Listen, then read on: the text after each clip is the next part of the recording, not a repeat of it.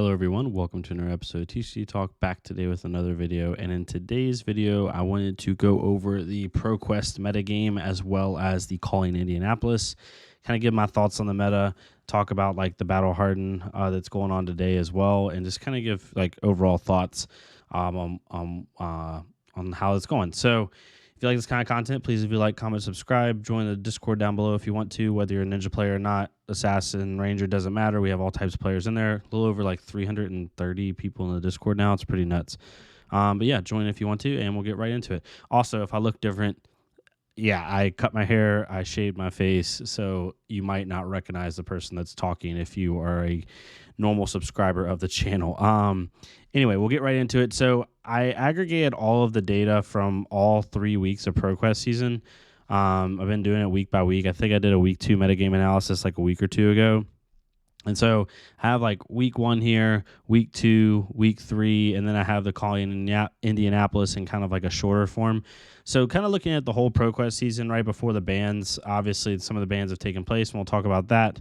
Kind of the biggest kind of key takeaways is like recorded data. We have over 6,000 players, which is pretty insane. Obviously, it was probably more than that because most stores only gave like their top 8 numbers or gave like very limited numbers. So it's probably even more players than this.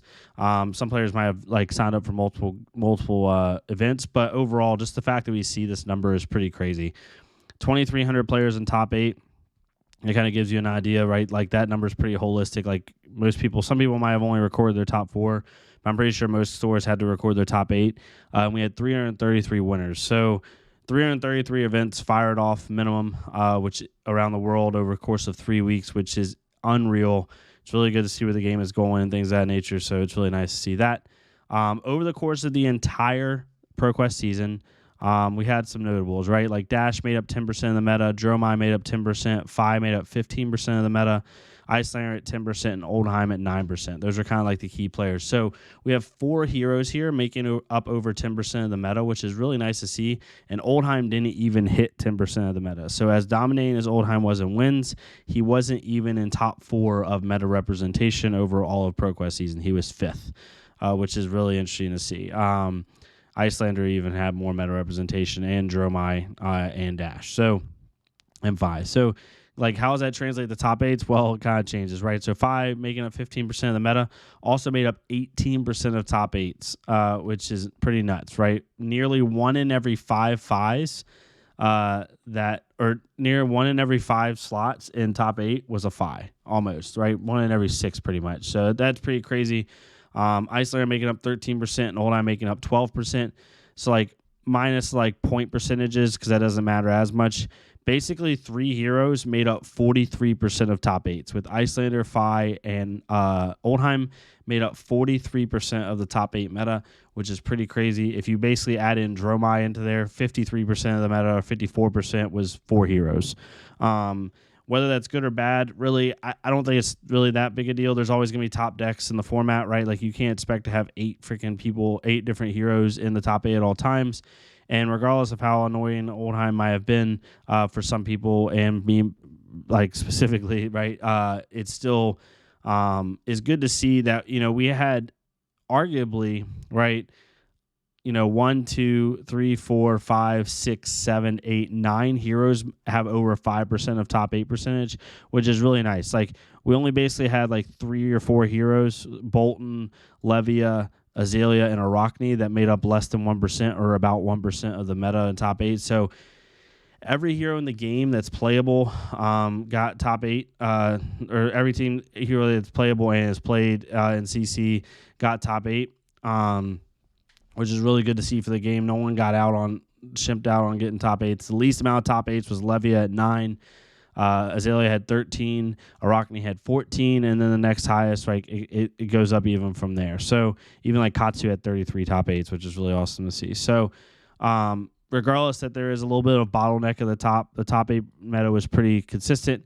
When it gets to wins is when it gets pretty nutty. So Icelander and Oldheim made up 37% of wins combined. That is pretty nuts. So Icelander had 58 wins. Oldheim had 68 wins over the Proquest season. So and then Fi had 18. So between Fi, Icelander, and Oldheim, right, they made up 55%. If I'm doing that right, yeah, 55% of the wins. So 55% of the Proquest wins were by 3 heroes, and from there, the next highest is Dash at 8%. So definitely, those heroes converted when it came to the events, and most people will know that by this point. Where it gets really nutty is a top 8 conversion percentage. So Oldheim had a 48% top 8 conversion percentage before the bans. So that means before the Winter's Will ban, right? So that means that almost half of Oldheims in all of ProQuest season made a top 8, right? So if you put all the Oldheims in a room across the entire world, half of them essentially made top 8, which is pretty nuts. And then if you talk about players like going to multiple events, it probably was literally half of actual Oldheim player base made top 8, right? They had 613 Oldheims registered, 295 of them made top 8, and 68% of them won. So literally 11% of all Oldheims in the entire meta won a ProQuest. So 1 in every 10 Oldheims won a ProQuest players. It's pretty crazy. Lexi had a 30% top 8 conversion percentage, which is really good. And then Fi had 41%. I'll show you kind of the top in each one here in a second. And then finally, in win conversion, literally 11% of Oldheims that entered the entire meta won, 8% of Icelander, and 5% of Fi. So it's pretty nutty. But for Oldheim, he's the one who stands out the most. Like literally 1 in every 10 Oldheims won their event. So, and then you kind of look at the last stat here. So top 8 to win. This means like once they got in the top 8, how often did they win the event? 19% of the time, every time an singular Icelander got in the top 8, they won the event. Oldheim's at 23%. Reinhar's at 20%. So when Reinhard actually got there, they did really well. And so on and so forth. So now if we look at the whole meta representation, I'll slide this over here, make sure you all can see it. Most represented heroes were Fi, Icelander, and actually Dromai. Dromai had 682. Oh, shoot. Dromai had 682.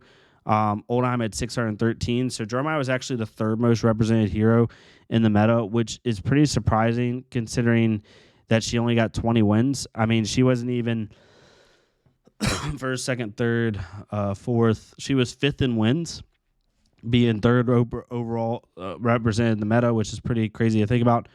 Most top 8s was Fi, Icelander, then Oldheim, obviously. Most wins, Oldheim, then Fi, then Icelander at 68, 60, and 58.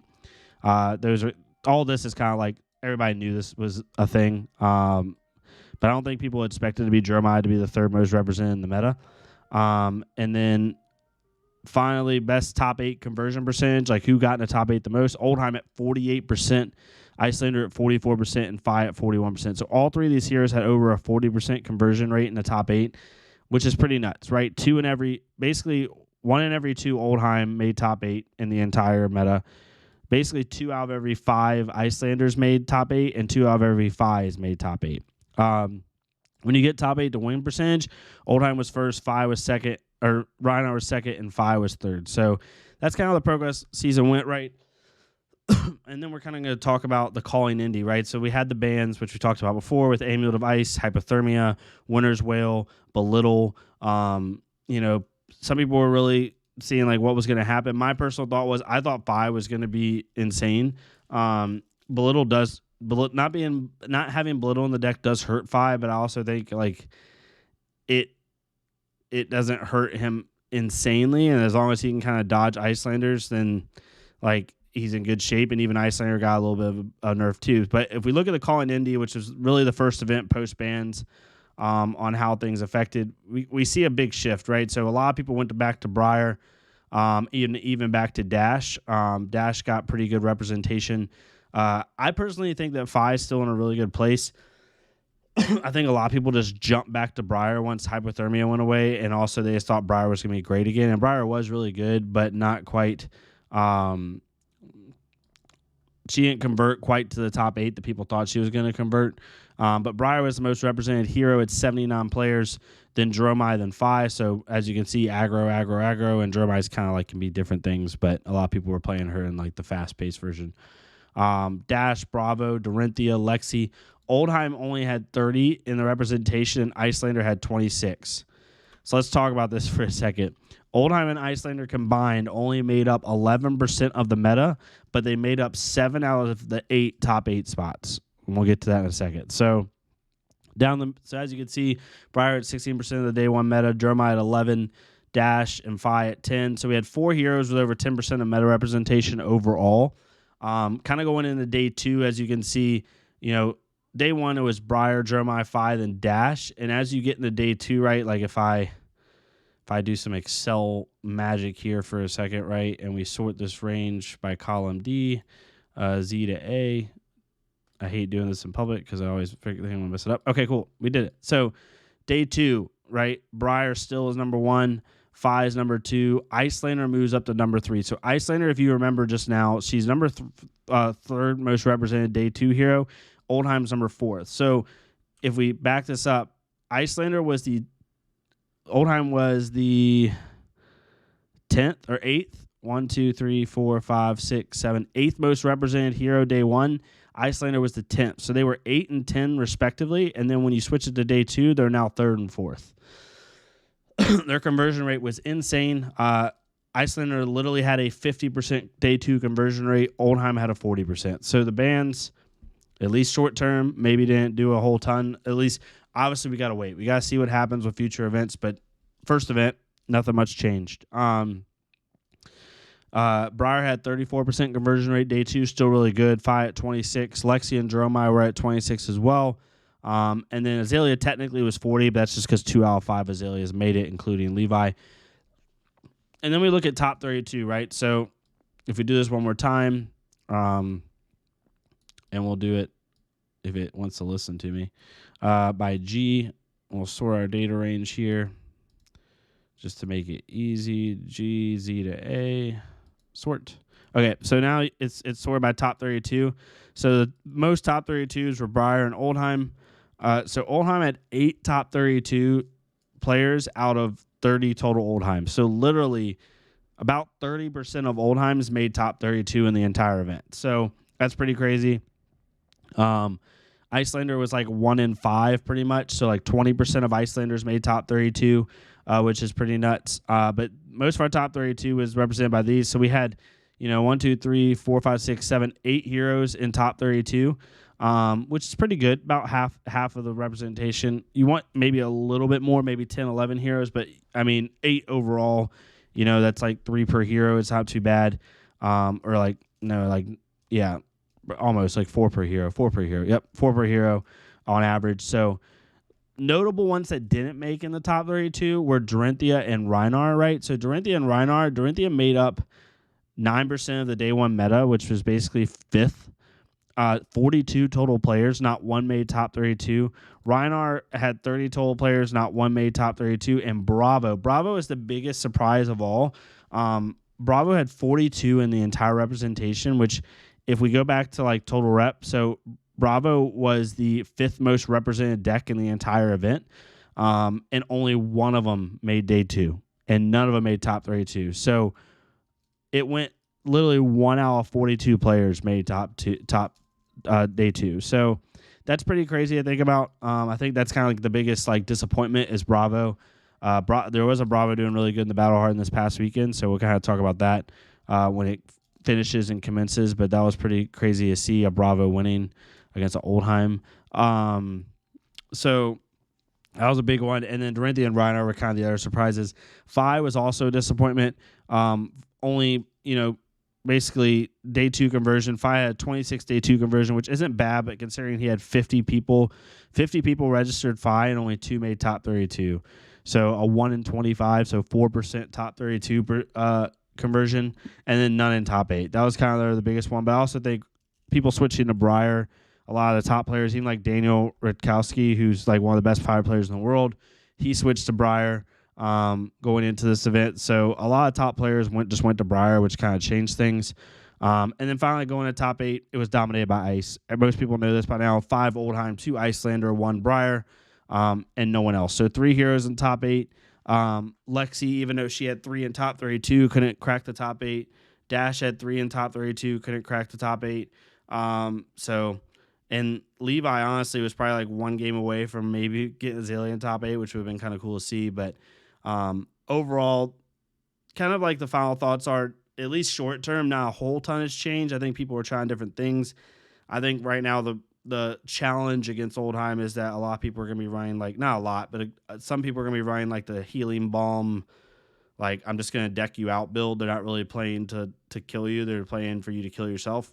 That's an issue. Icelander's still really good. Michael Hamilton, without a doubt, after winning this event, is the best player in Flesh and Blood. It's not close. It's not discussed anymore. There were like one or two people like saying like, oh, well, you know, other people were in it, like Pablo Pintor, Matthew Folks, like people like that. But now it's legitimately Michael Hamilton.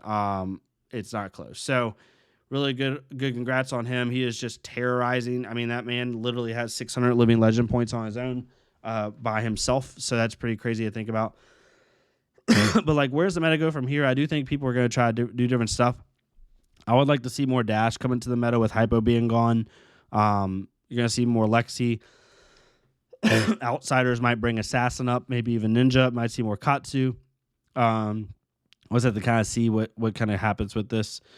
But yeah, let me know what your thoughts are. I just want to kind of give this thought process. You can screenshot any of these during the video. If you like this kind of content, please leave a like, comment, subscribe.